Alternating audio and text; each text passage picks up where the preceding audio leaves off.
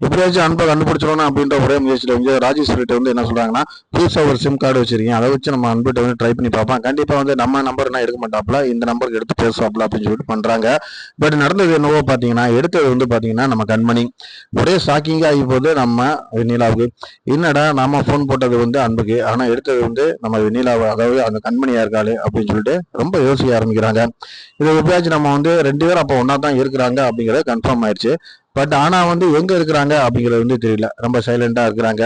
அதே நேரத்துல வந்து அவங்க என்ன கேட்கறாங்க பாத்தீங்கன்னா, நீங்க வந்து எங்க இருக்கிறீங்க, நாங்க வந்து, அதாவது வந்து கண்மணி வந்து ஒரு வார்த்தையை விட்டுறாங்க, அதாவது வந்து ஜேபி ரெஸ்டாரண்ட் உங்களுக்கு என்ன சாப்பாடு எங்க வேணும், அப்படி ஃபுட்டு டெலிவரி அப்படின்னு சொல்லி கேட்கவும், அவங்களும் ஒன்றும் தெரியாத மாதிரி, இல்லைங்க எங்களுக்கு ஒரு ஆர்டர் தேவைப்படுது அப்படின்னு சொல்லிட்டு அந்த அட்ரஸ் எல்லாமே வந்து நோட் பண்ணிக்கிறாங்க. அப்போ வந்து இங்கே தான் இருக்கிறா கண்மணி. கண்மணி அங்கே இருந்தானா கண்டிப்பாக அன்பு அங்கே தான் இருப்பாப்ல. ஏன்னா ஒரே ஃபோனை வந்து 2 பேரும் வந்து அட்டன் பண்ணுறாங்களா அப்படின்றத புரிஞ்சுக்கிட்டு வெண்ணில வந்து ஆர்டர் கொடுக்குற மாதிரி கொடுத்துட்டு ஸ்பாட்டுக்கே வர முயற்சி பண்ணுறாங்க.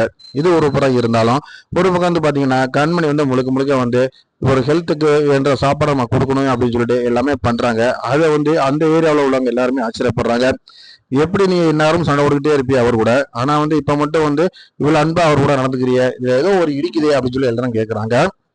அப்படியெல்லாம் கிடையாது. எல்லாருமே வந்து ஒரு இடத்துல வேலை செய்யக்கூடிய ஒரு லேபர்ஸுங்க அப்படிங்கும்போது அவங்களுக்கு ஏதாச்சும் ஒண்ணுன்னா அந்த இடத்துல நான் எதுவும் சப்போர்ட் பண்ணி தான் ஆகணும்.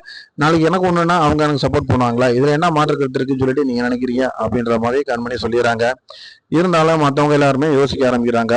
இந்த குடும்பத்துல உள்ளவங்க எல்லாருமே ஒரு மாதிரியா இருக்கிறாங்க. இன்னும் சொல்ல போனோம்னா அன்பு மேல ஒவ்வொருத்தவங்களும் ஒவ்வொரு வழியில வந்து ஏதோ ஒரு இடத்துல கேர் எடுத்து பண்றாங்க. ஏதோ ஒரு மர்மம் இருக்கு அப்படின்ற மட்டும் புரிஞ்சுக்கிறாங்க. ஆனா 2 பேருக்கு ஹஸ்பண்ட் மனைவி அப்படிங்கிற வந்து யாருக்குமே இன்னும் தெரியல. சோ இந்த மாதிரி ஒரு பக்கம் போயிட்டு இருக்கு. இது அடுத்து என்ன நடக்குது அப்படிங்கிற தொடர்ந்து நம்ம சேனல்ல பாருங்க, லைக் பண்ணுங்க.